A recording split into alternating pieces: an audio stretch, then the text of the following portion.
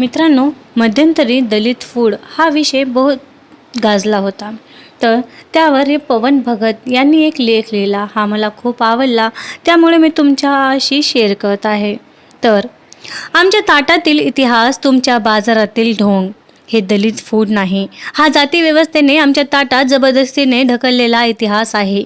ही चव आमची असली तरी तिच्या मागची निवड आमची नव्हतीच. आम्ही काय खावं, काय पिऊ नये, कुठे बसावं, कुठल्या भांड्यात जेवावं, कोणता तुकडा आमच्या वाट्याला यावा, हे सर्व हजारो वर्ष मनुवादी धर्मसत्तेने ठरवलं.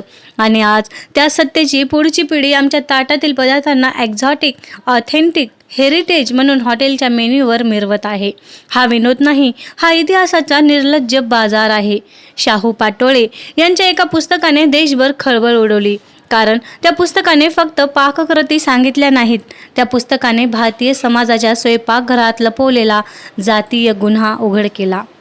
राहुल गांधीसारखा राष्ट्रीय नेता लेखकाच्या घरी जाऊन म्हणतो, तुम्ही काय खाता, कसं बनवता, हे मला पाहायचं आहे. याचा अर्थ एकच, या देशाने दलितांच्या ताटाकडे कधी माणुसकीने पाहिलंच नव्हतं. ते ताट आज पहिल्यांदा चर्चेत आले, कारण एका पुस्तकाने त्याला इतिहासाचं, राजकारणाचं आणि मानवी सन्मानाचं रूप दिलं.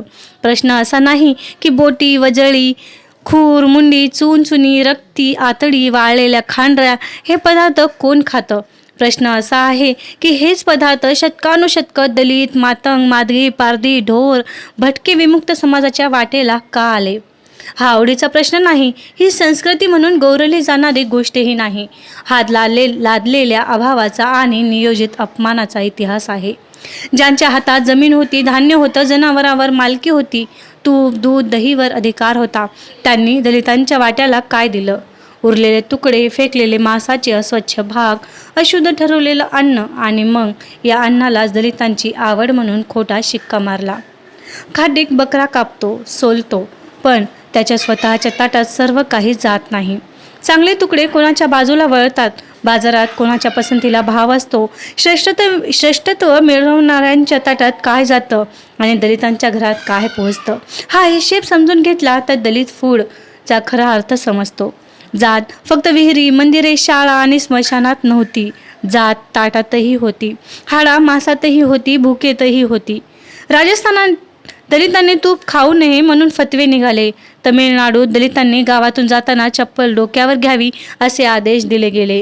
म्हणजे हा प्रश्न फक्त अन्नाचा नाही, हा मानवी प्रतिष्ठा मोडून काढण्याचा आखलेला कट आहे. तुम्ही काय खाल, काय घालाल, कसं चालाल, कुठे उभे राहाल, हे जर दुसरं कोणीतरी ठरवत असेल तर ती संस्कृती नसते, ती गुलामी असते.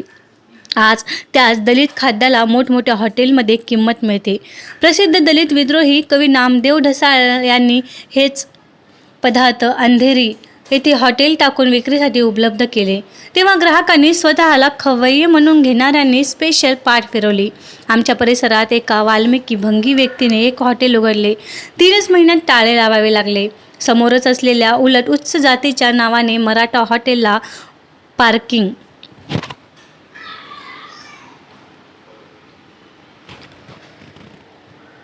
पार्किंगसाठी 4 माणसं ठेवावे लागली. सावजी या जात नावाने सर्रास सुरू असलेले हॉटेल ग्राहकांनी तुडुंब भरले असतात. ज्या पदार्थांना कालपर्यंत गलिच्छ, असभ्य, अछूतांचे म्हणून हिणवलं गेलं, तेच पदार्थ आज सजवून इंग्रजी नाव देऊन काचेच्या ताटात मांडून विकले जात आहेत. मग प्रश्न उभा राहतो, चव बदलली की तुमची नजर बदलली? की दलितांच्या हातचं अन्न बाजारात गेल्यावरच पवित्र झालं? दलित जेव्हा खात होते तेव्हा ते घाण होते, आणि तेच पदार्थ पंचतारांकित हॉटेलमध्ये आले की ते फूड कल्चर झालं. ही चवीची मान्यता नाही, ही दलितांच्या इतिहासाची चोरी आहे. आमच्या आयाबायांनी कष्टकरी हाताने उपास मारायची झुंज देत उरलेल्या तुकड्यातून जेवण निर्माण केलं. त्या स्वयंपाकात भूक होती, अपमान होता, गरिबी होती, पण त्यात जिद्दही होती, कौशल्यही होतं, जगण्याचा हट्टही होता. त्यांनी ताटात फक्त अन्न वाढलं नाही, त्यांनी मानवतेविरुद्धच्या व्यवस्थेला जगून उत्तर दिलं.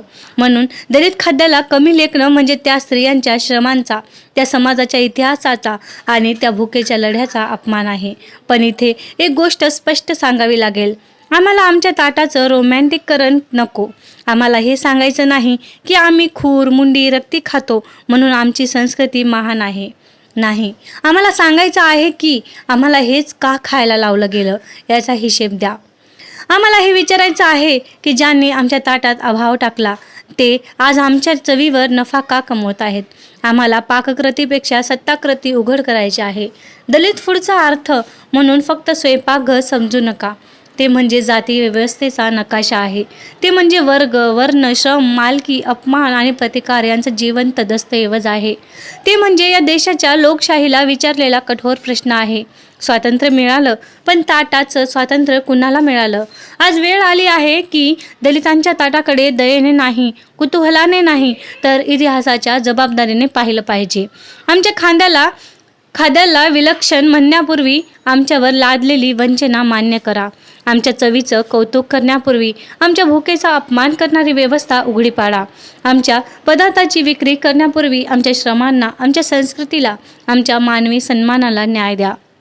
कारण हे लक्षात ठेवा, दलित फूड म्हणजे मेनू कार्डवरची नोंद नाही, तो हजारो वर्षाचा जखमी इतिहास आहे. तो आमच्या ताटातील उरलेला तुकडा नाही, तो या देशाच्या विवेकाला पडलेला प्रश्न आहे. आणि हा प्रश्न आता फक्त स्वयंपाकघरात राहणार नाही, तो रस्त्यावर येईल, विद्यापीठात येईल, साहित्य संमेलनात येईल, संसदेत येईल. कारण आम्ही आता फक्त काय खाल्लं ते सांगणार नाही,